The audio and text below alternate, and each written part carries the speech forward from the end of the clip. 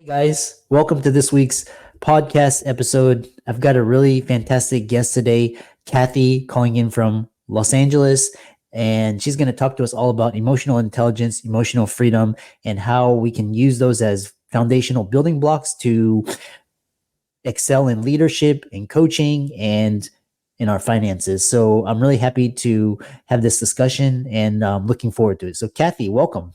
Thank you very much for having me. I appreciate that, Christopher. Yeah, kind of set the stage, how you got started, your background, and we'll dive right into the combo. Sure. Would you like me to share or are you going to share? Well, the podcast is all about you. Okay. It's your time to shine. Sure. Sometimes people have my bio, so that's why I wanted to make sure. I come from a tech background, so I am an engineer, and I worked for corporate America for 15 years in engineering and technology, and I enjoyed my ride tremendously while I was there and going up the ladder. And about in 2018, I shifted gears after I had a health challenge, and that allowed me to see the world in a different light. And I started my own company, which focuses on coaching and advisory for leaders, especially those leaders in tech, product, and engineering. Yeah. Yeah, I love that. Really interesting. You alluded to this way of life having you kind of not forcing, but kind of Mhm. telling you to slow down. But how learning to slow down enhances decision making? Kind of set that stage. Ah, that's a really good question. Let me tell you and the audience something that will benefit them tremendously, which is you cannot become a good decision maker if you're not able to slow down your mind and thinking. And that is in contrast to the way our life is pushing us at this day and age, because at this day and age is all about speed and we want to have that instant gratification. And if somebody is even going to make a decision, we want them to make a decision fast. But that does not equal itself to a good decision. And for those of you who are in a positions that you need to make decisions, or you understand that for going up the ladder, you need to be able to demonstrate your decision making abilities. You know that making good decisions is key. A good decision, what do we mean by that? We mean that it benefits the organization, it does not harm the reputation, the customer, the people around you. So there's a lot of factors that go into there. And if you want to talk about it neuroscientifically, the part of the brain that we use for high level thinking, which is required for good decision making, is the part of the brain that if you have not developed your brain to go past that initial reactive brain, you will not even get to that part of your brain. So that's why slowing down is such a key to build that ability to move from reactivity into deliberation on the decisions that you make so you can make good decisions. Yeah, it's interesting. And as a follow up question, is that why is it important to learn to quiet the mind for executives? Good question. So let's look at that together. Why do people rise up? Because they have shown certain qualities. They have shown confidence, charisma, gravitas, and most importantly, that they do not freak out under the pressure. So we call it grace under pressure or poise under pressure. And these are the qualities that you cannot build in your brain and in your nervous system if you have not built that capacity to not freak out and react with every single thing that is not going the way that you think. So this is an ability that needs to be built in the brain. You do not come out of the package like that into this world. So in those people who have become executives, they have learned and they have worked on building this capacity in their mind and in their nervous system. Yeah, yeah, I love that. Watch over the holidays. I've been kind of watching these series. It's a show on Showtime called The Yeah, it's kind of one of my favorite shows, and it kind of the main character Bobby Axelrod. He's actually he's a billionaire hedge fund guy, and then he's actually spending time actually meditating, and he's talking to he's got a psychiatrist as a coach, and kind of like fine tuning his mind to make really good decisions. When you're talking about managing billions, but it's interesting, and a lot of like my mentors in grad school and in med school, they set aside time to quiet their mind because just so much chaos, and it was like kind of like working in a battle war zone, and stress, and beepers, all this. So my next question is kind of talking about so you talk about slowing down, and Mhm. then basically how mindfulness helps leaders build their competitive edge.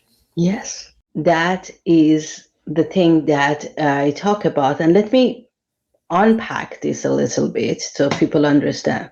A lot of people, if the people who have a desire, and not everyone has a desire to manage people and influence people. So I want to be very clear. Some people just get promoted because they are at the right place at the right time, or some people get promoted because they are technically amazing. And unfortunately, there is still the culture that they think that, oh, technically amazing people definitely will make good bosses. And that's not true. Because there are people that don't have the appetite to deal with people. That requires its own bandwidth and capacity. So my point is about the people who have that capacity. Those people, they want to be able, after some time that they have been enrolled, they want to be able to bring their ideas to more people. They want to impact more people's lives.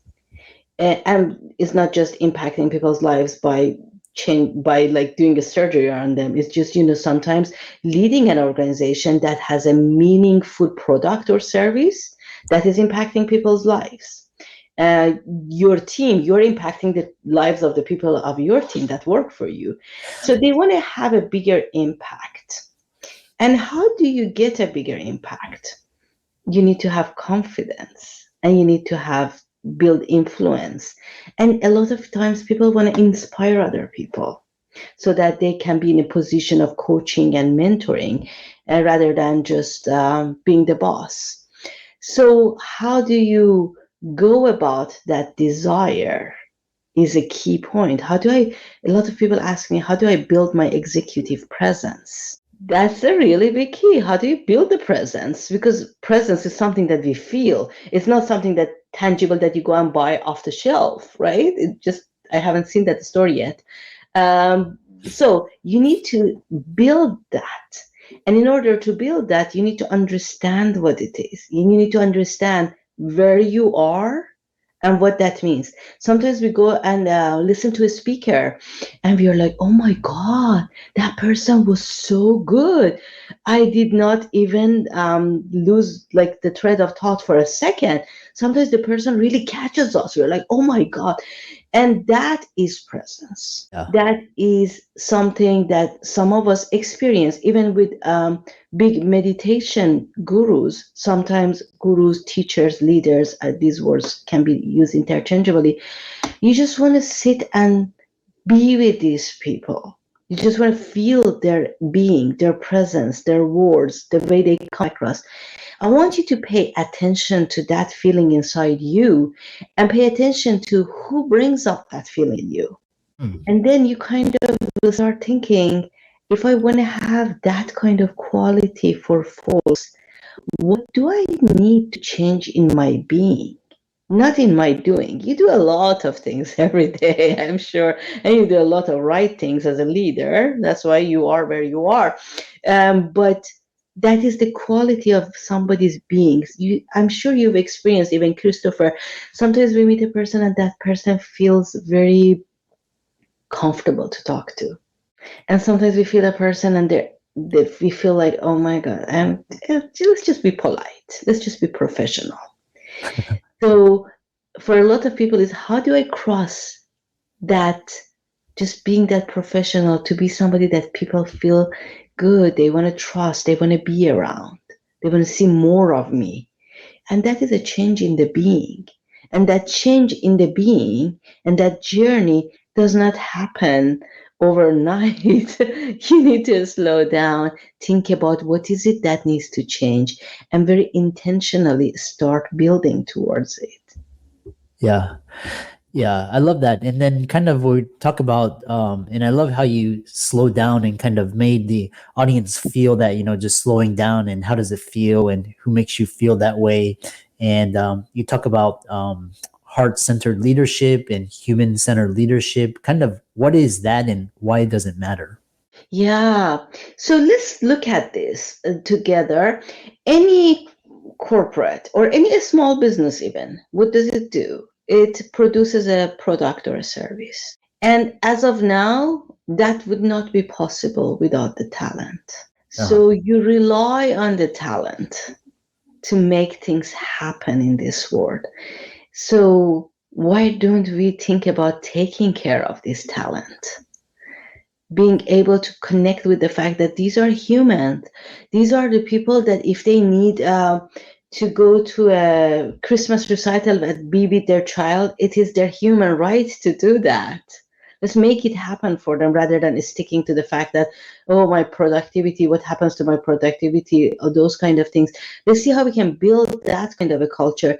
At one point in my life, I was working for a boss. My office was in a building. That building, in order to get to the to where you could park, you had to go through a maze, which was very scary. Very scary. You had to go like 4 or 5 levels under the ground. It was a big tower, so you had to go throughout this maze to get to the top down. And I had a 4 months old baby at that time that had to go to the daycare, and I had to make sure everything is ready for him in the morning. And this man came to me and said, "What time will you be in your chair in the morning?" And I do not function like that. I had never had that experience before. And I was like, okay, probably 9:15 to 9:30. And he was like, okay, I'm gonna come and check on you at 9:15. And this gave me such a stress. This situation, I cannot tell you. I did not live far from that organization, but that behavior put such a stress on my brain. I remember one time I forgot my laptop at home, and I was in such a frenzy that I called my husband and I said, "Can you just bring my laptop? I cannot imagine driving like this to home to get my laptop." And my poor husband brought my laptop to me, and he had an accident on the way back. You Wow. see how many things make you feel not good about an environment and a leader. Needless to say, within 2 months, I left that organization. I resigned in a very glorious way in my own mind. But these are the things I'm talking about. Being a human, understanding that this woman is having a 4 months baby and it needs to come to work in the morning. Can I have some grace for this person? And instead of checking, is your presence in that chair at 9:15? Does it, if I'm at 9:15 in there and my mind is the way that I'm describing to you, versus me getting to that work 9:30, 9:35, whatever, with a mind that is clear, are very different things. This is the human centered leadership that I am talking about, and I am trying to help leaders to see it and build more capacity in themselves to bring it to their cultures and to their organizations. Oh, that's so interesting. And then kind of we have kind of like 5 to 7 minutes, but talk about basically we talked about executive presence, and then what is a VUCA world and strategies for navigating leadership? Kind of talk about that. So let me first unpack what VUCA stands for. VUCA stands for volatile, uncertain, complex, and ambiguous. And think about all of these things. Our world has become very ambiguous. Our world has become very complex, and with this AI, interesting AI innovations that is happening, it's exciting, but at the same time, it's an added layer of complexity. How do we catch up? How do we accommodate that to ourselves? How to deal with the emotions around that? And there's a lot of uncertainty as a result. And if there is one thing we have learned in the world is that the only constant is change. So it's very volatile. So you see, if you look at the world in this manner, it can be very scary and it can be very daunting.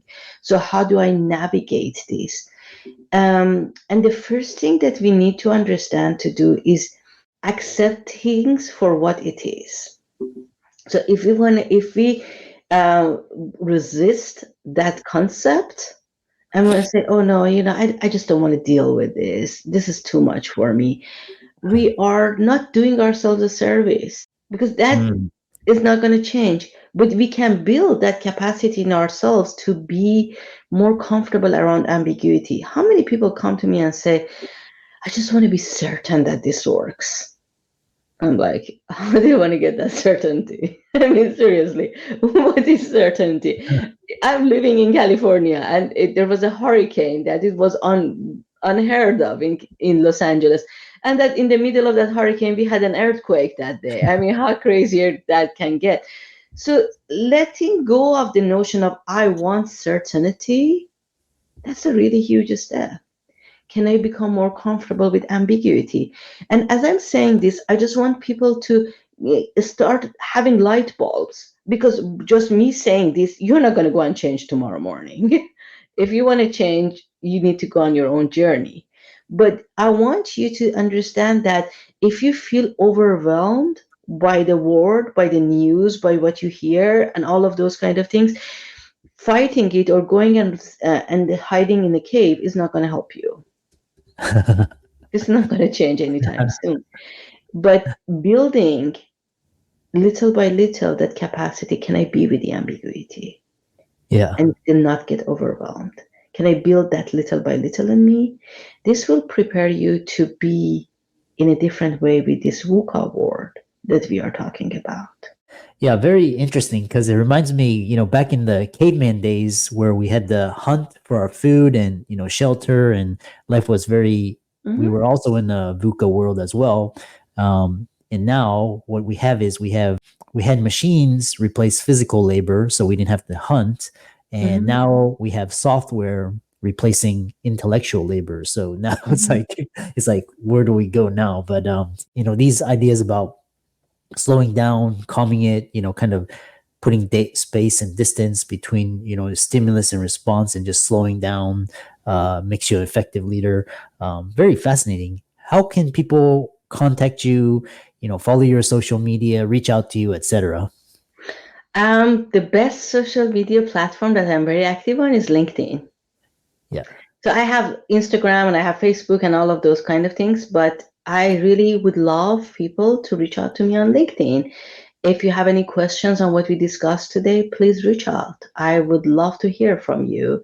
And you can check my website, but stay in touch via LinkedIn. Yeah, and for all the audience out there, let's thank Kathy for coming on and providing very valuable insight and guidance. And reach out to her on LinkedIn. Her resources will be in the links and show notes.